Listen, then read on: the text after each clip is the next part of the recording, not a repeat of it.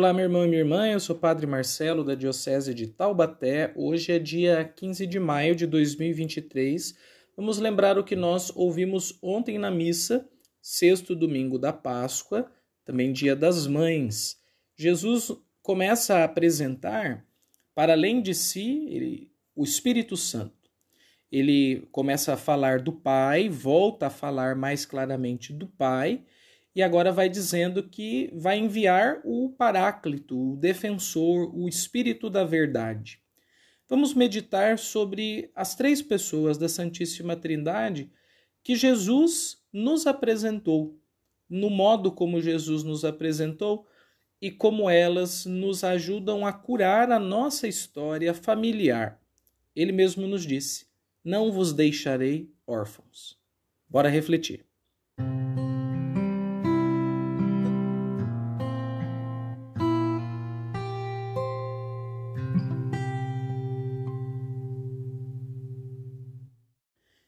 Nós estamos nos aproximando do fim do tempo pascal.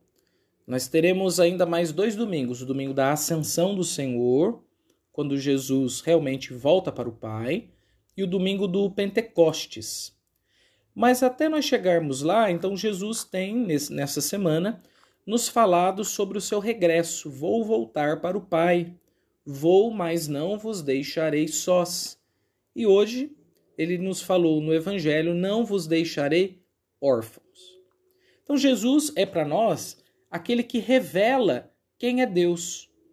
Claro que o povo de Deus, da Bíblia, já foi conhecendo Deus desde o Antigo Testamento, mas o conhecia com o nome de Javé. Jesus, no entanto, vai revelando uma outra face de Javé. Ele vai mostrando o Deus que é Pai. E depois Jesus também vai indicando a presença de uma terceira pessoa, por isso a gente acredita na Santíssima Trindade, que é o Espírito Santo. E particularmente nesses tempos em que Jesus está se preparando para voltar para o céu, ele começa a falar muito do Espírito Santo. Porque o Espírito Santo, ele faz parte da obra da salvação. Jesus veio para nos assumir como seres humanos, nos resgatar, mas o que ele deixa para nós na terra é o Divino Espírito Santo, porque no céu é plenitude, é infinitude, mas aqui na terra, dentro das nossas limitações, Jesus precisava nos deixar alguma coisa, nos deixar algo, alguém que nos ajudasse. E esse algo ou alguém é o Espírito Santo. Então, brevemente aqui, vamos pensar Pai, Filho e Espírito Santo, e o que cada um deles, a partir do que Jesus ensinou, vem nos convidar, vem nos propor. Primeiro, Deus Pai. Interessante que a gente vê que Deus é chamado de Pai, o próprio Jesus o chamava Pai, mas, sobretudo no Antigo Testamento, Deus vai sendo indicado, designado com diversas imagens. Algumas imagens são masculinas, por exemplo, se falou de um Deus guerreiro, e outras imagens são femininas, como, por exemplo, quando dizemos que Deus tem Rahamim.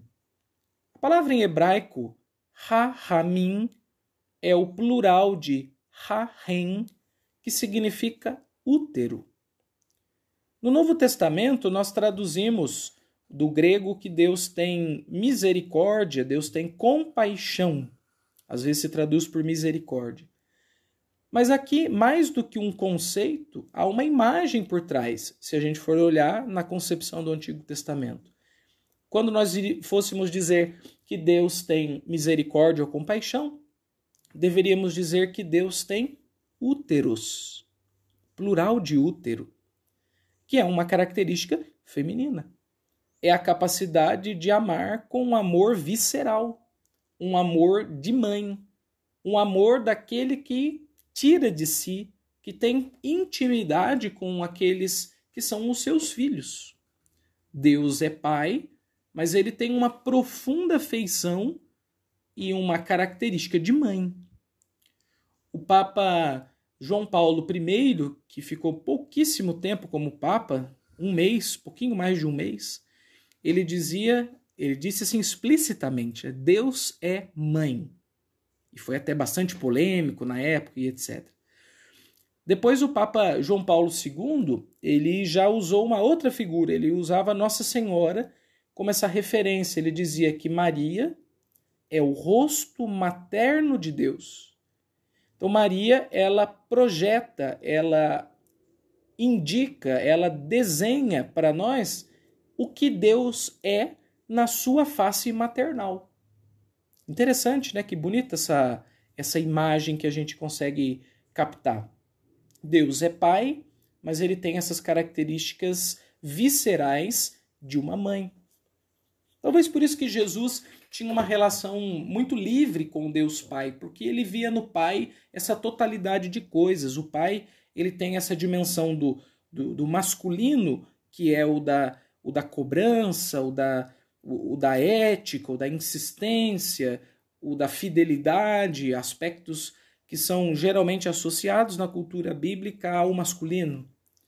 E ao mesmo tempo tem a dimensão da acolhida, do amor, da profunda compaixão, da aceitação, que são características da mãe.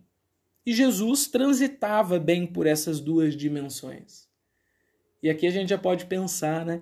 Como é interessante que o Dia dos Pais e o Dia das Mães caiam num domingo e a gente tem a chance de, com o nosso Deus, que é Pai e que também é mãe, a gente tem a chance de fazer a cura das nossas próprias emoções familiares e da nossa história familiar. Bem, quem é Jesus?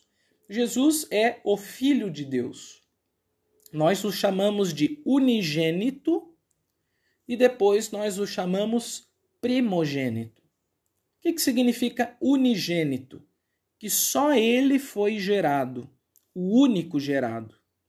Tanto é que na missa, quando a gente reza aquele creio em Deus Pai mais longo, o credo niceno-constantinopolitano, nós dizemos que Jesus é gerado, não criado, consubstancial ao Pai. O que a gente quer dizer é que Jesus é Deus.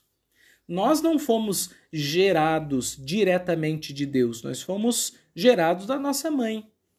Por isso nós dizemos que nós somos criatura, fomos criados por Deus. Agora, Jesus não foi criado. Ele é Deus, com Deus, desde sempre em Deus. Gerado, não criado. Por isso ele é o unigênito. Só que depois, na experiência cristã, da vida e da mística cristãs, nós passamos a chamar Jesus, desde o Novo Testamento, de o primogênito. São Paulo apóstolo fala isso em algum dos seus hinos. Ele é o primeiro gerado. O que isso significa? Significa que nós, que somos criaturas de Deus, somos chamados a ser filhos do mesmo modo que Jesus é filho. Somos chamados a ser gerados de novo. A palavra técnica é regenerados. Regeneração é nascer de novo. Como naquele diálogo de Jesus com Nicodemos, pode, por acaso, um adulto nascer de novo? Poderá entrar no ventre da sua mãe?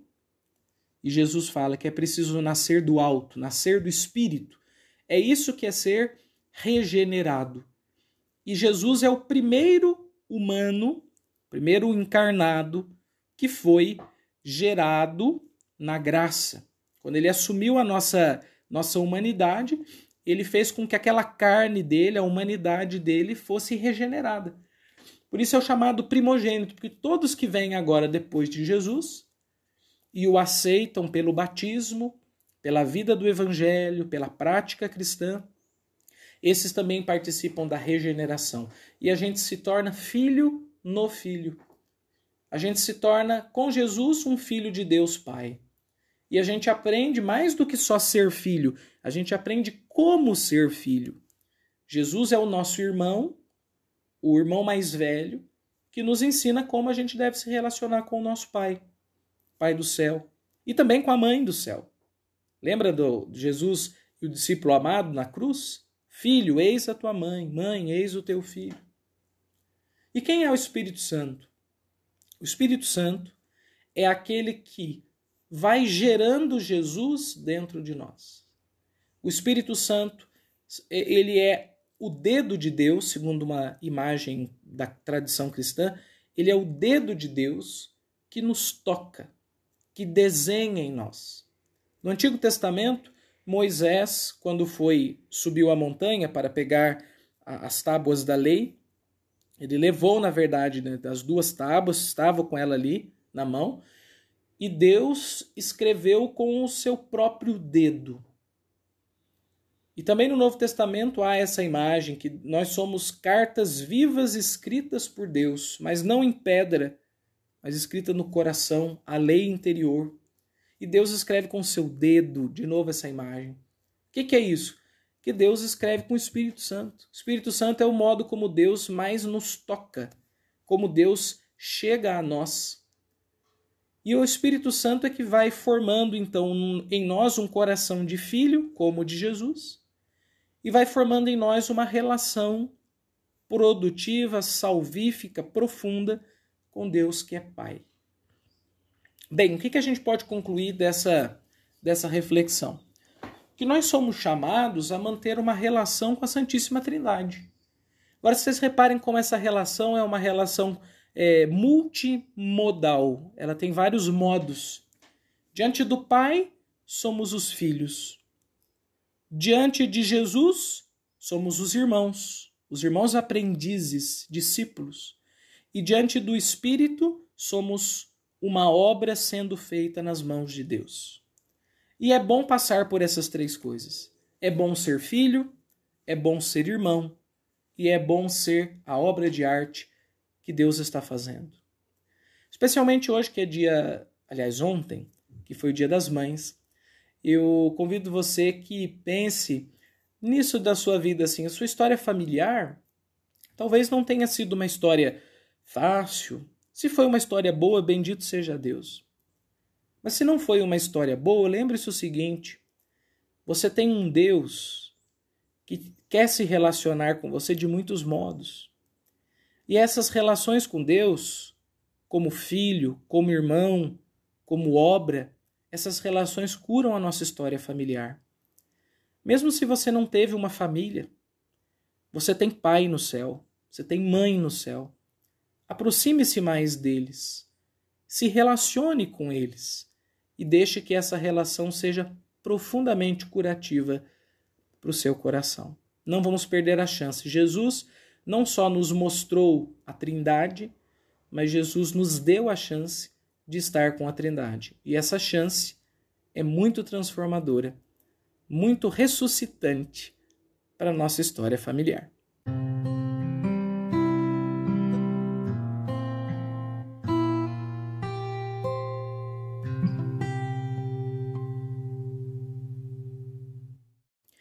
Nós estamos começando mais uma semana e o que eu gostaria de propor a você é que você se aproximasse particularmente mais de Deus Pai e de Nossa Senhora.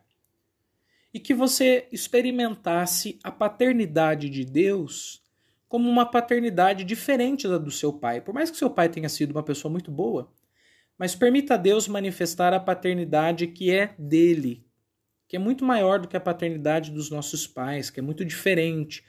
Tem analogias, proximidades, mas que também é diferente. Permita que Deus apareça na paternidade dele para com você.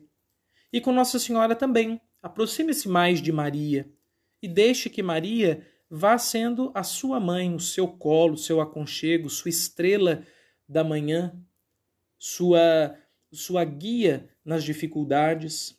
Aproveite o colo de Maria, aproveite os abraços do Pai, não só de um ponto de vista infantil, de buscar refúgio, também a gente precisa, mas assim como lugar de cura. Você vai ver que com o passar do tempo, a sua relação com a sua própria família e com a sua história de família vão ser completamente diferentes se você viver com o Pai e com a Mãe do Céu. Te desejo uma boa semana e até a próxima com mais um Ontem na Missa. Até logo, pessoal!